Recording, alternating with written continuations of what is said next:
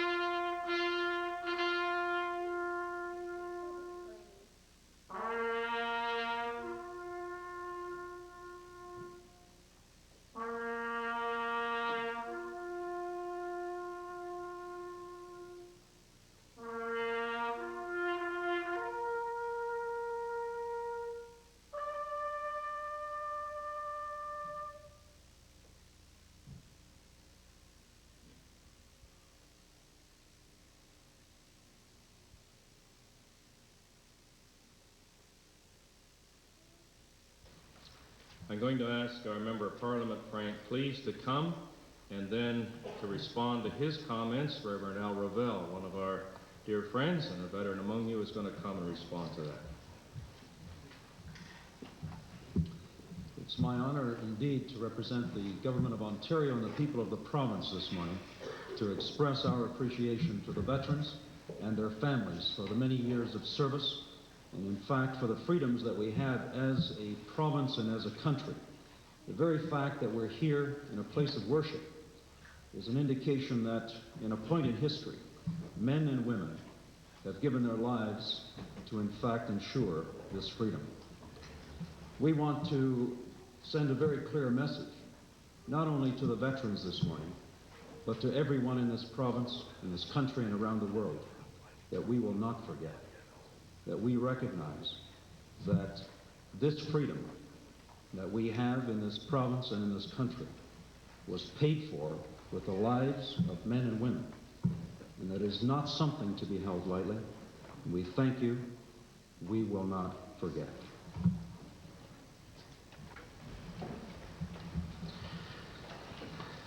I've been asked to give just a moment or two of appreciation words on behalf of both the veterans and the Legion. Since I'm a member of both, you see how neutral I am this morning.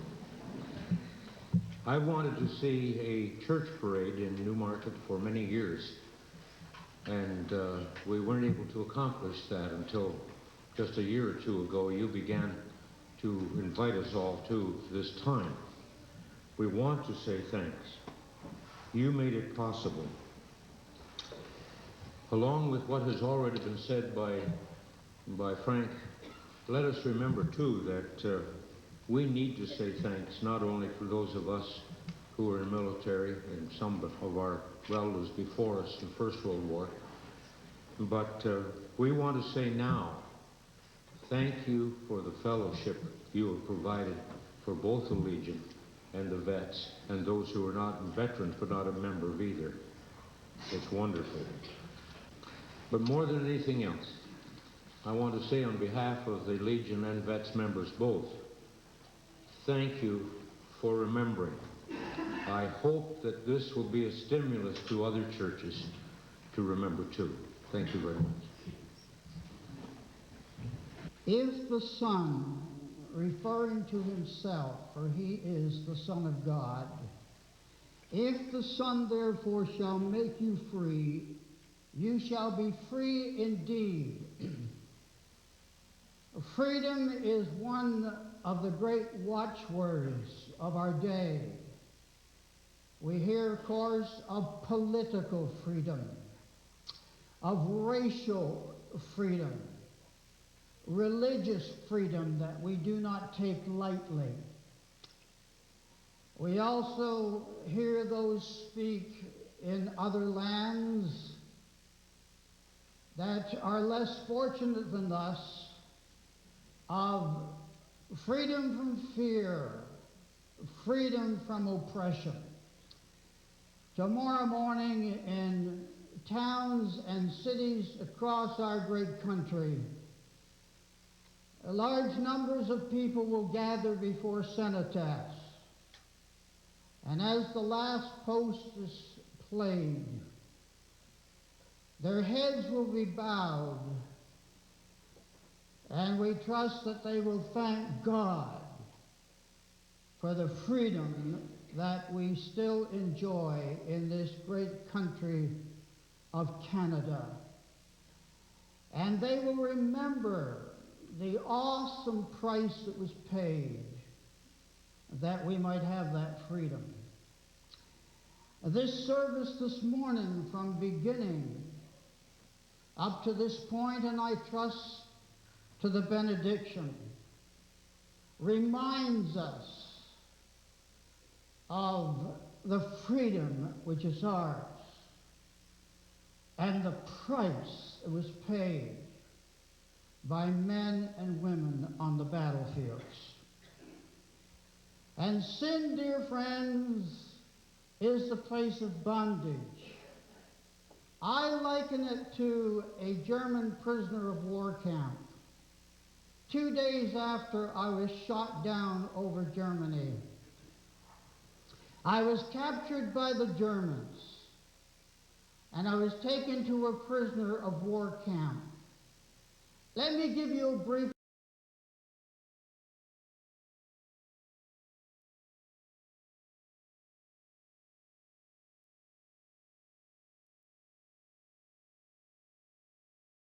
description of a German prisoner of war camp as it was in my day. It is a rectangular area enclosed by a high barbed wire fence. On each corner of the compound are great towers.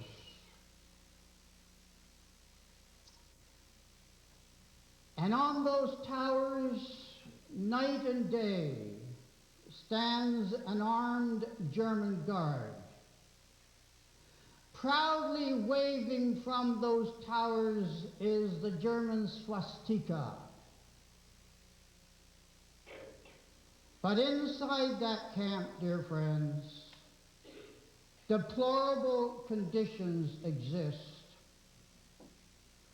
We are placed in Quonset huts that would hold about 150 men, but crowded into that area would be at least 300 men. We do not sleep in bunks with white sheets and pillows and pillowcases and warm sheets or blankets, but every man seeks his place on the ground. As for hygiene, it was a forgotten word from the day we walked into that camp until we were liberated. We never knew what it was to take a shower, never be able to shave. And as for drinking water, it was very scarce. As far as brutality is concerned, I experienced none, but I suffered from hunger and cold, as did my fellow soldiers and airmen and seamen. My friends, Any man here this morning or woman who was a prisoner of war will know that a German prisoner of war camp was a living death. You could smell death in the camp. You could smell it every day.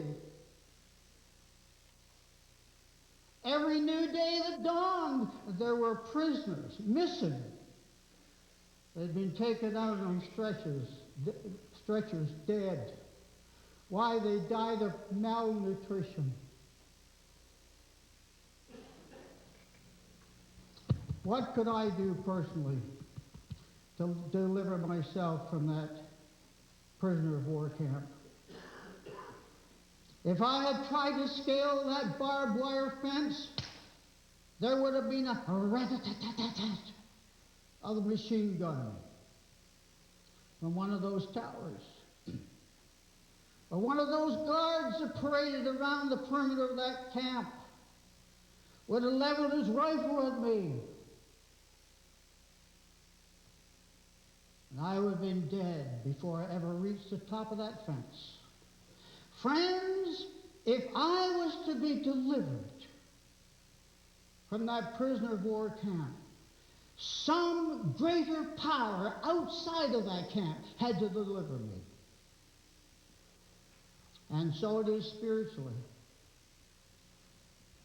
And I shall ever remember the 29th of April. Through the night there was heavy gunfire.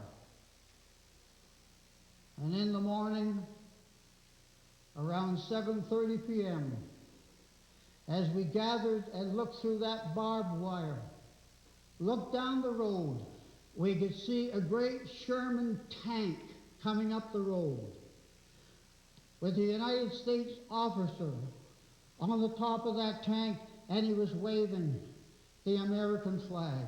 It wasn't long before that great tank reached the prison camp and burst through the barbed wire.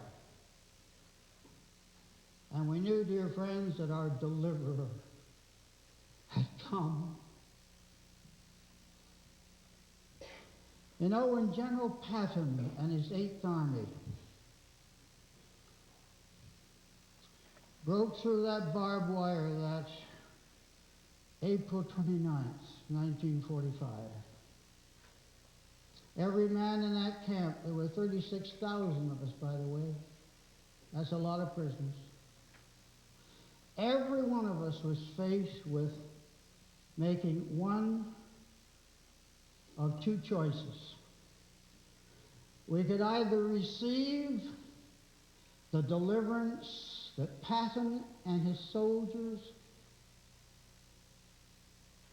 had purchased for us at great price. For remember, many of his men died to deliver us. Or we could choose to remain prisoners of the Germans. Wouldn't we have been foolish men to have said no to the deliverance that General Patton and his army provided, and to remain prisoners of the Germans? We would be foolish men. I'm happy to announce that there wasn't a man in that prison camp who did not accept the deliverance that Patton had provided. I close with this word. Around the inside of that great camp, there was a very narrow strip of land between the barbed wire and the actual sidewalk, if you can call it, that we paraded around to get some exercise. A very narrow strip of land. We called it the deadline. You know why? Because if any prisoner of war stepped over that deadline,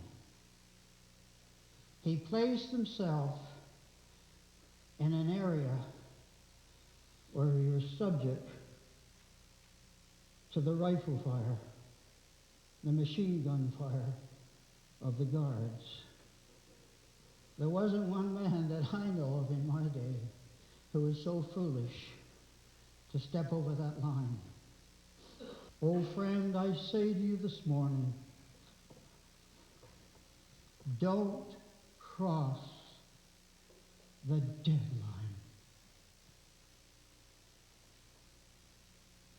Because if you do,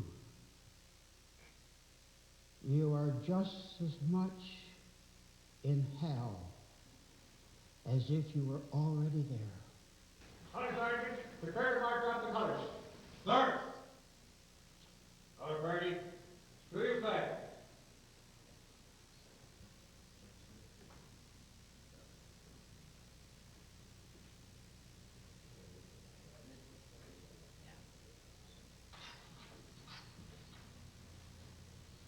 Right and left, turn. Quick march.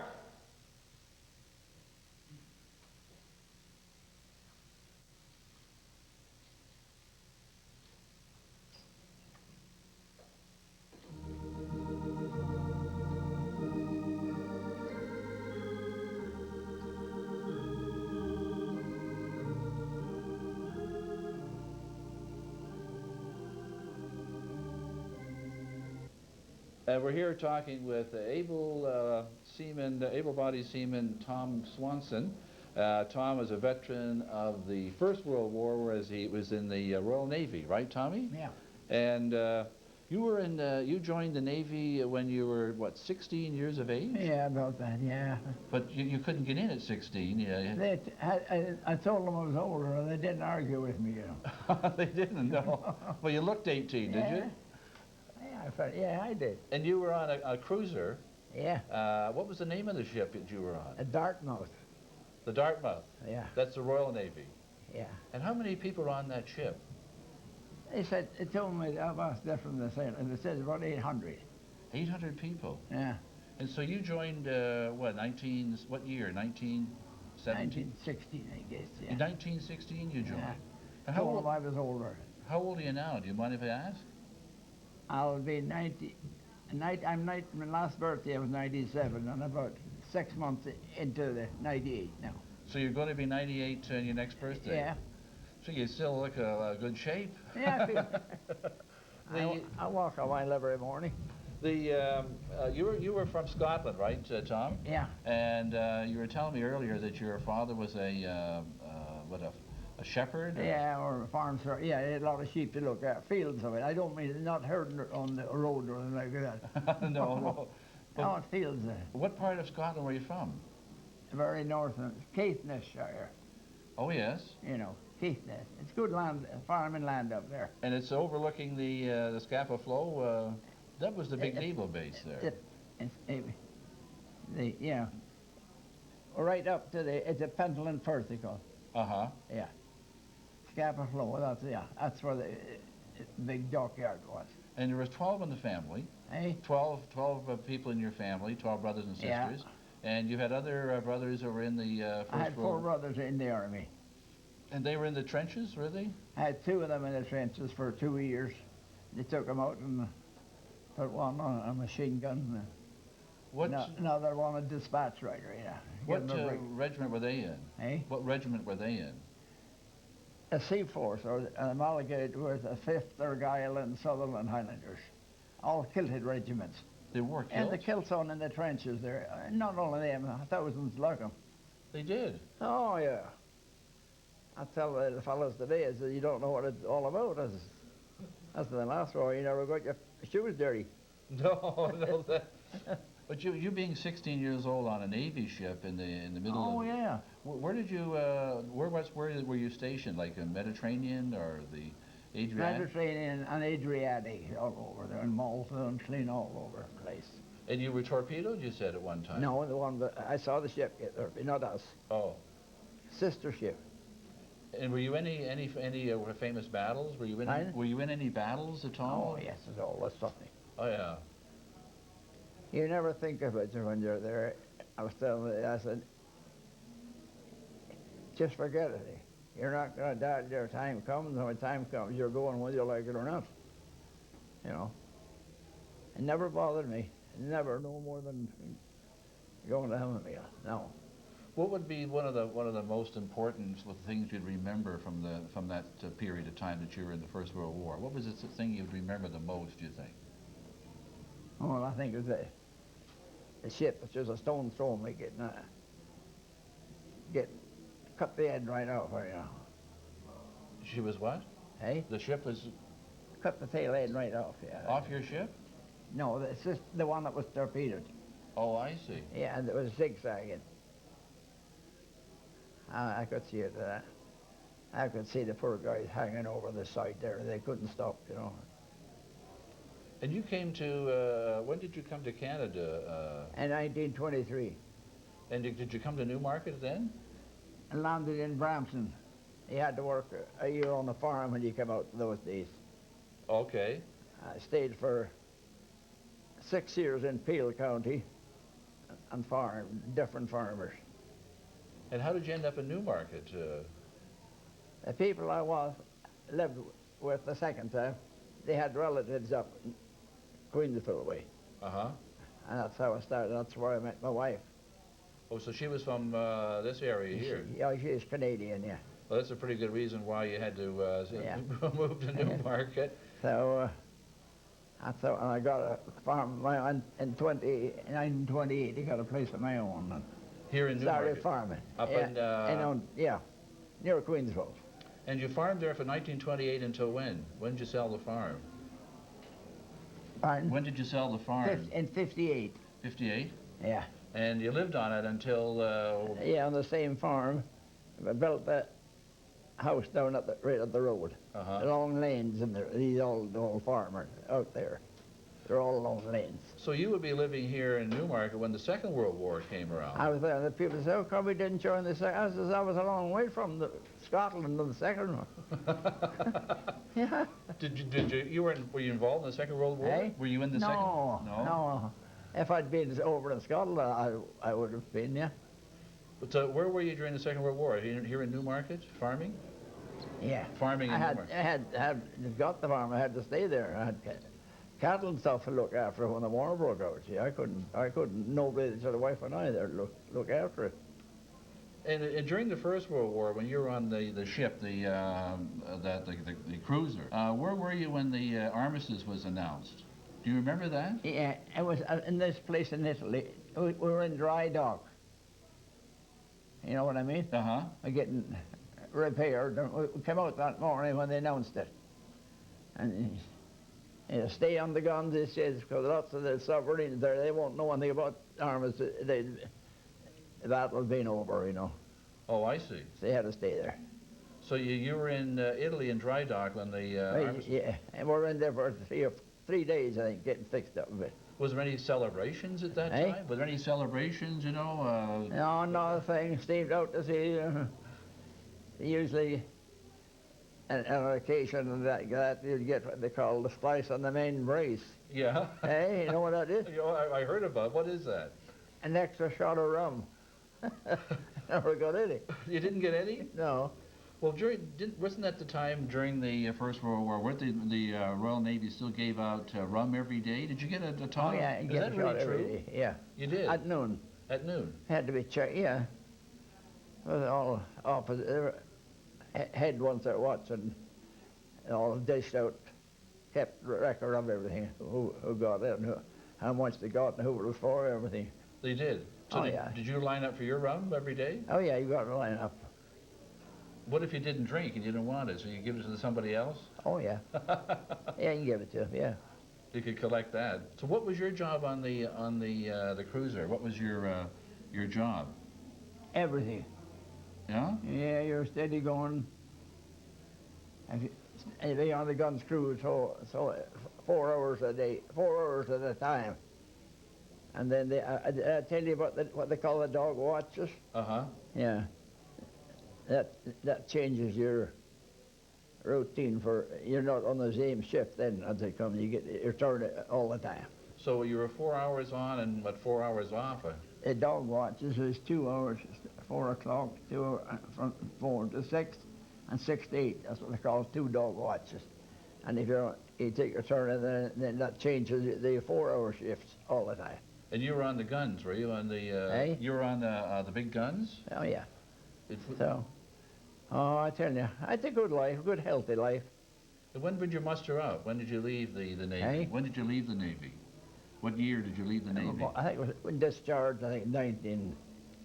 Wasn't never discharged, just demobilized, where it could be called up within 5 or 10 years, 7 years, I think, you had to be called up. And was that right after the war, or what year was that?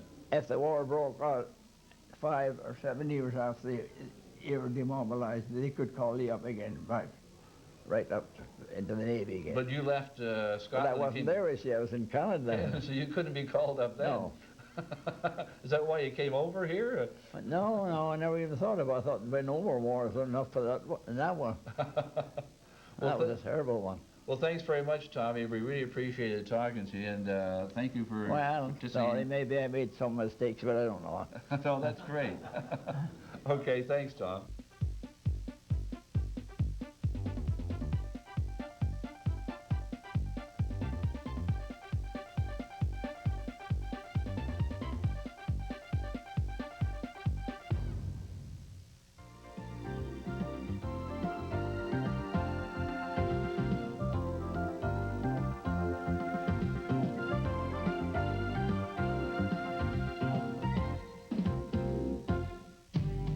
The specialty channels, bringing you more choice. It's a good thing.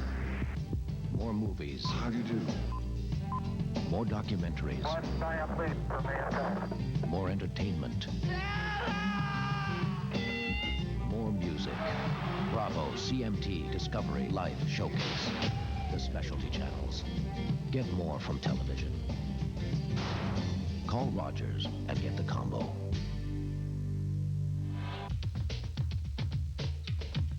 At Rogers Cable Systems, we're committed to bringing you the best in home entertainment.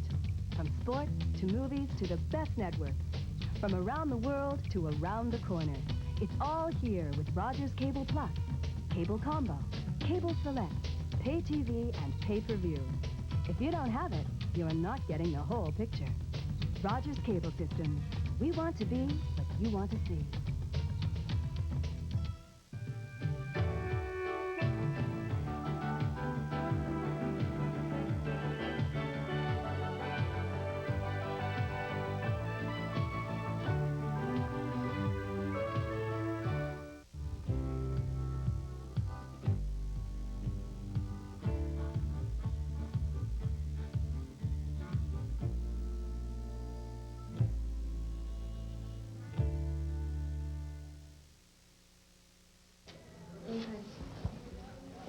This is Ron Atkins, and Ron is with the Museum of Applied Military History in Newmarket here, isn't it, Ron?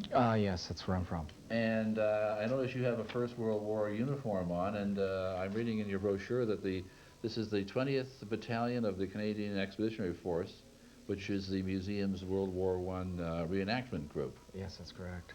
And some of the other members are with you today as well. They're wearing a similar uniform? Oh, well, we have a variety of uniforms out there. We have 2 more dressed such as I from the 20th Battalion. We also have another chap representing the 116th Battalion out in the Oshawa area. Oh, really? Yes. And I noticed in your, you were talking earlier that you were in France, or in Europe rather, in 1993 taking part in the 75th anniversary of the 1918 armistice. That must have been quite a thrill. How did you get involved in that? It really was. Our group got talking around with it, and we were talking with the War Museum in Ottawa about it as well, and it all gelled, just sort of out of general talking, and we're fortunate enough to get enough of a group that we could put together a package and get over there and perform meaningful displays and to help them as well in their celebrations. Mm-hmm. And it was a wonderful experience with the warmth that we were greeted and the hospitality that we enjoyed. How many people from the... We had, I believe, it was 18. That's a good size. It was indeed. And And I notice on the tape that you have at your display table there's a videotape of the actual reenactment in 1993. Yes. That I see you doing a march past. Where did it take place? Well, we were all over various battlefields, cemeteries. We were at Vimy Ridge for the official ceremony, and very fortunate in that, and participated in the evening ceremony at the Menin Gate in Ypres, and it was a wonderful experience. Can you tell us a little bit about some of the things that are on display here today? I notice you have an array of different badges, and there's some other things and equipment and so on.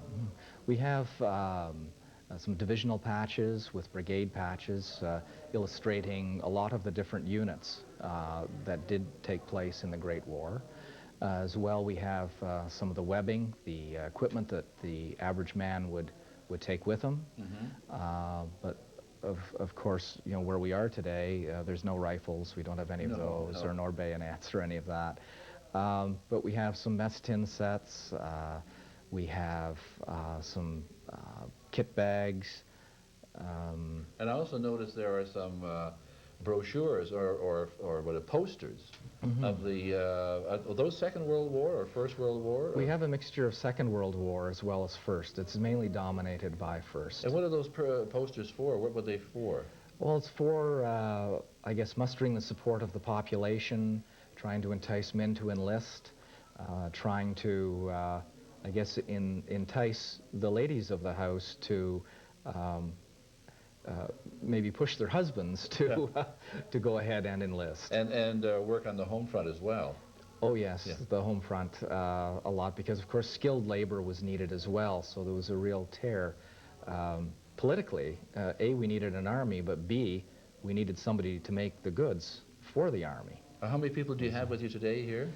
Today we only have 6. And you'll be down at you're going to the cenotaph, and you're there marching again in the same uniforms as well. Indeed, we shall be, yes. Well, thanks for speaking with us, Ron, and we look forward to seeing you again. Okay, well, very good, thank you.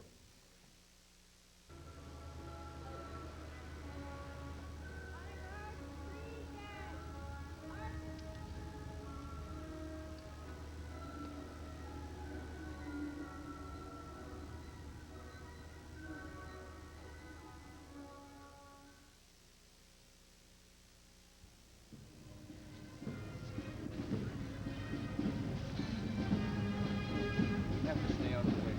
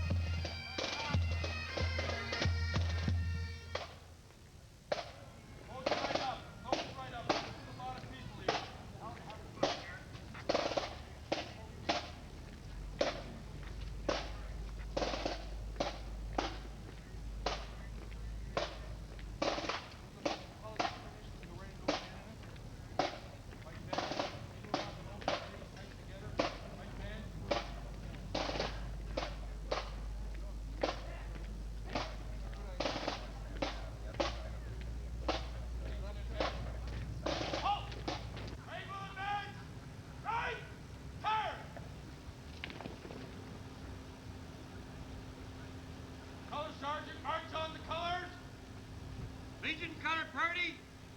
Left, turn. Right wheel, quick mark.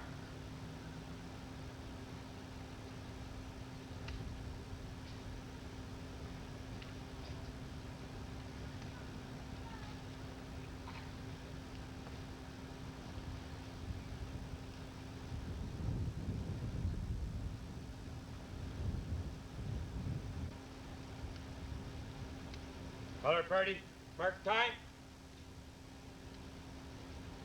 Color Purdy, halt. Inward, turn.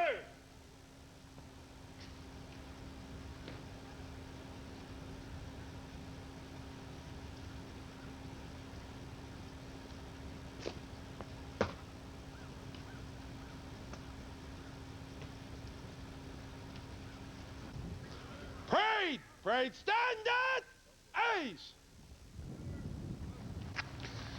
Veterans, families of veterans, ladies and gentlemen, and young people. It certainly is a pleasure for me to be here today to bring greetings on behalf of the citizens of the town of Newmarket. Remembrance Day is a day when we think of the sacrifices that many have made in order to give us the opportunities that we have today. It's a day of remembering what has gone before. It's also a day of thinking to the opportunities for the future. As we reminisce, as we think today about the sacrifices of those people who have gone before us, it's important to recognize, particularly for our young people, the opportunities that are there for the future. It's important that we educate them, that they understand that the sacrifices by young people a generation and sometimes two ago have made Canada what it is today. To all of those who have sacrificed their lives and sacrificed their youth, we will remember them.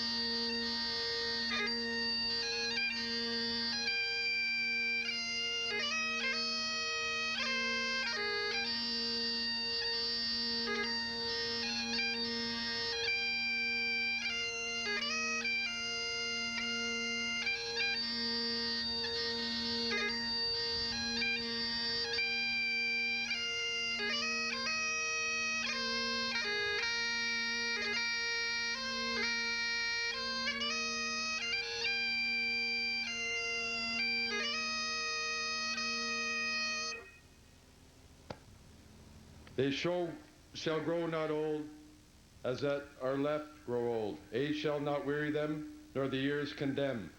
At the going down of the sun, and in the morning, we will remember them. We will remember them. Stand at peace! Dominion of Canada.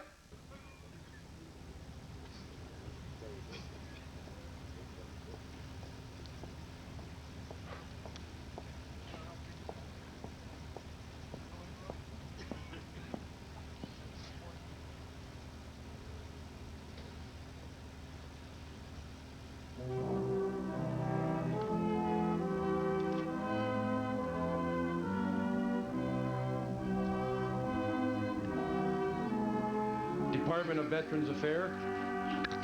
Blue.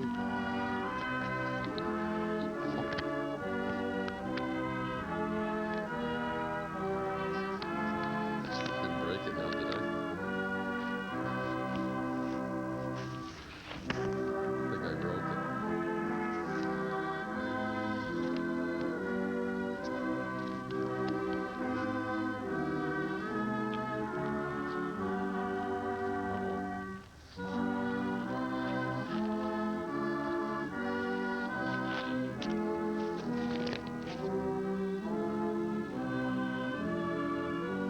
Province of Ontario.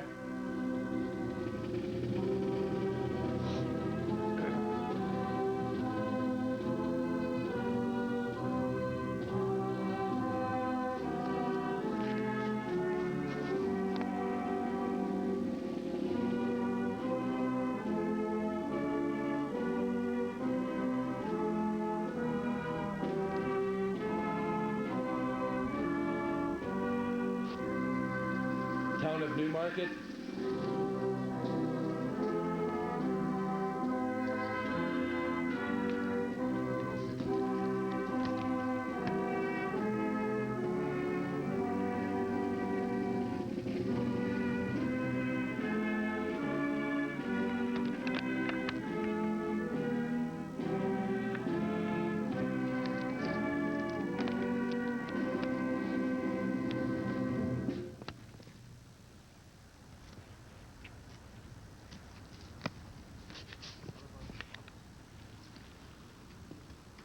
Silver Cross Mother.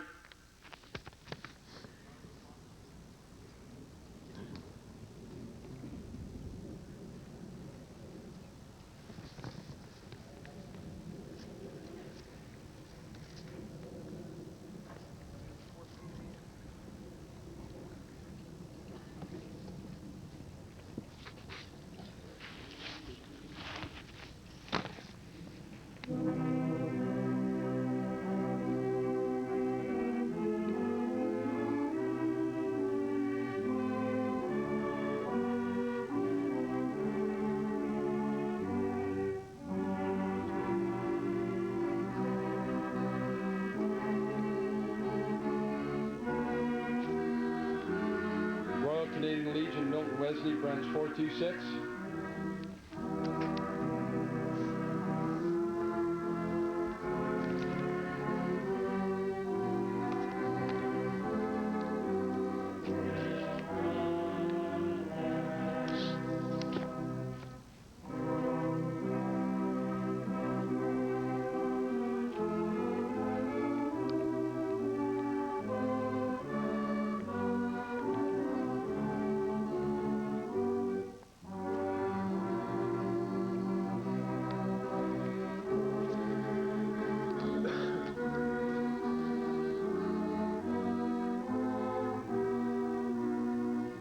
Newmarket Veterans Association.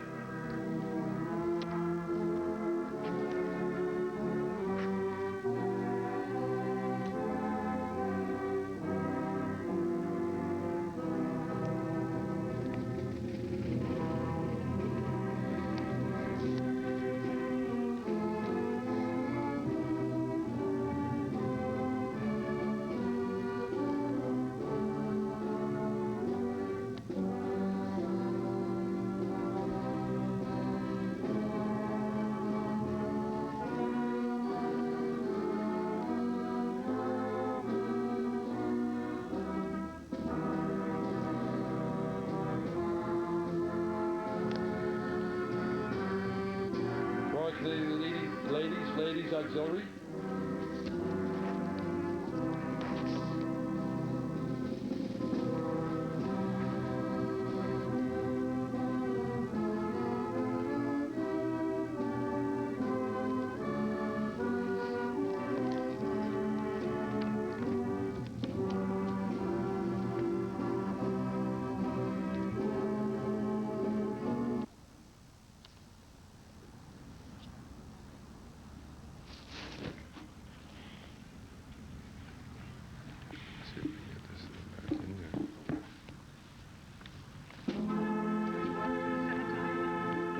Me? Salute the cenotaph, not the wreath. Salute the cenotaph, not the wreath.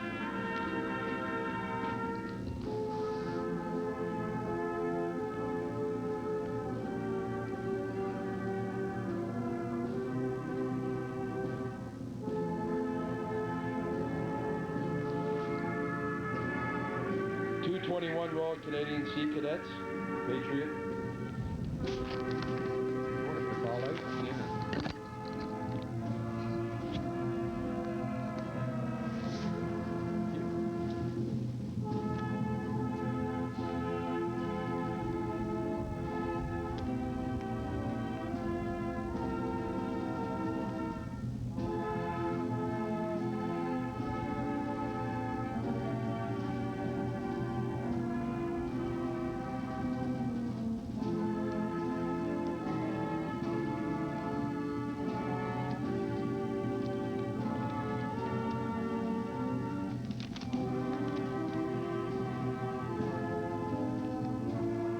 94th Royal Canadian Air Cadets,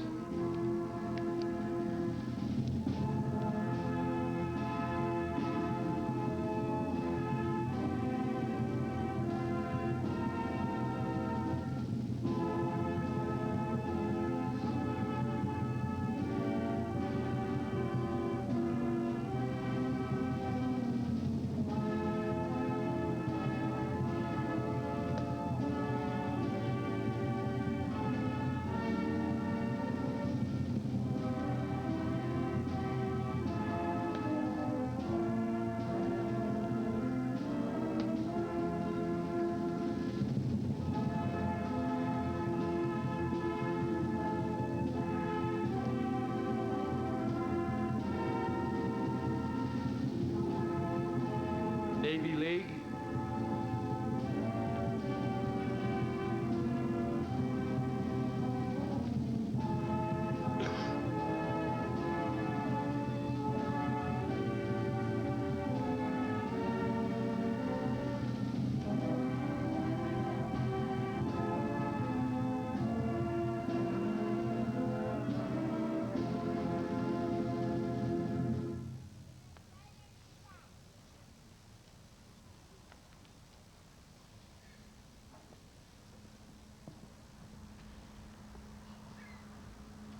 Optimist Club of Newmarket,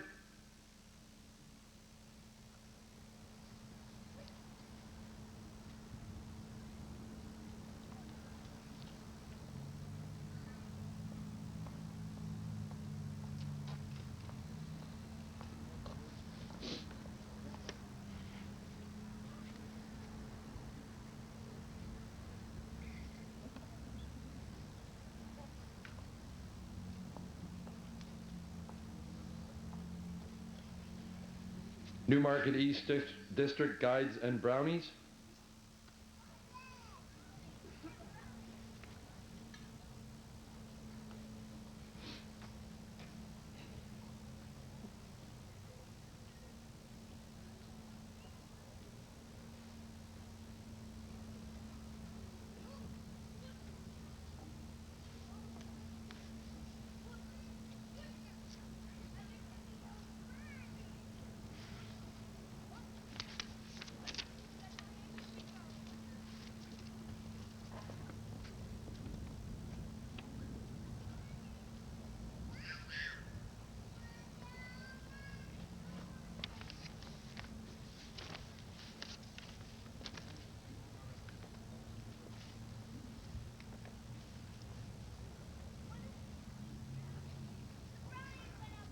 Cubs and Scouts,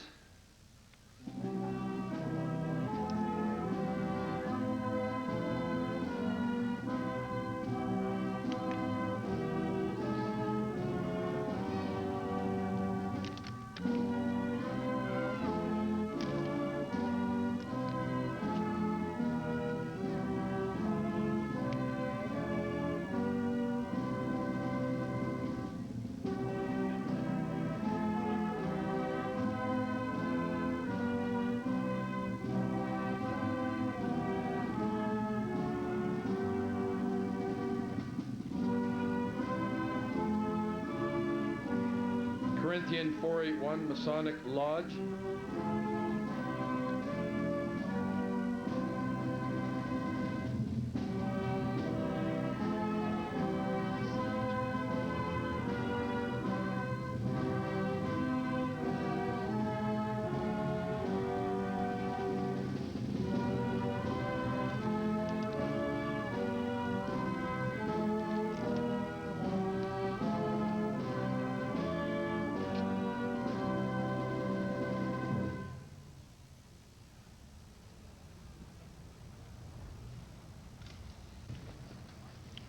Parade! Stand at A's!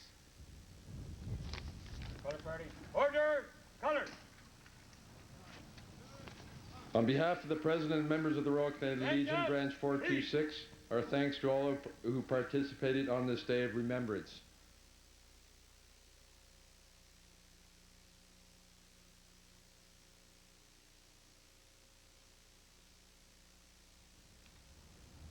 Parade! Parade! Attention! Color party, following the colors. Sir.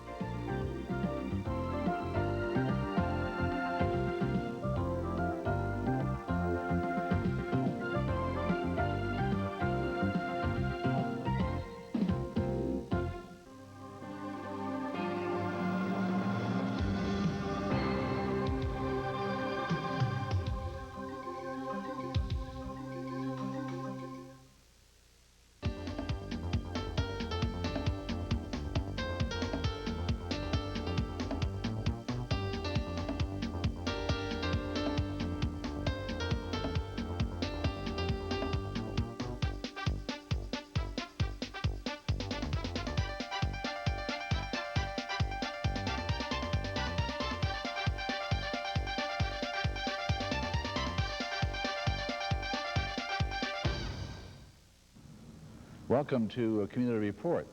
We're here in the Great Hall of the Regional Center in Newmarket, and we're talking with the Member of Provincial Parliament, Frank Cleese. Frank, I want to welcome you to the show, and thank you for taking the time to be here again with us. Good to be here. We've had you on several times on a phone-in show that we had, a live talk show, and some other things. But basically what I'd like to do is, everybody knows you're the Member of Provincial Parliament for Ontario. That's familiar. Your face is in the paper all the time and that kind of thing. But what are some of the things about your background that we might be able to be interested to, the viewers might be interested in seeing or listening about? I understand that you're not born in Canada, is that right? Well, that's right. I was actually born in a small town in Germany, Landau, Germany, and immigrated with my parents when I was 5 years old. So you're a new immigrant to Canada? Well, that's right. That's right. So you came here when you were 5 years old. So this is not something like when you're 1 or 2. You'd remember the trip and remember it very well. As a matter of fact, one of the greatest experiences I've had was when I went back to Germany. This, I think, is about 7 years ago now. And I went back to that town and saw the house that I grew up in. Oh, really? And it was quite nostalgic, I have to say. It was one of those moments in my life that I'll never forget. Are there relatives still living there in Germany that you could visit in the town? We have some relatives there, and we have most of our immediate relatives are now living in Canada as well. So was this town destroyed during the war at all, or so you could still see the house? It was still there? Well, John, I'm not as old as you are, No, and so I was no. born after the war. Right. So there wasn't any of that evident to me. We lived in a small town about 30 kilometers from Stuttgart. Oh. And it was one of these, I guess you would call it suburbs. My father, who was at the time in the construction business, in Germany, yeah. Would travel by train to the larger centers where most of his work took place, and it was a small bedroom community, you might say. So like where we are now, Newmarket and Aurora and so on. Very similar, and considerably smaller. And you brought the whole family? Is there you come from a large family? Or? Well, I have two sisters, and my oldest sister is, I think she wouldn't, well, let me put it this way. I won't say how old she is, but I'm 10 years younger than my youngest sister. So you're not the oldest then? I'm not the oldest. I'm, in fact, the youngest. I grew up, I suppose, with some advantages of having two older sisters who looked after me quite well, and was always told that I had all of the advantages that they didn't have. But yeah, I came to this country.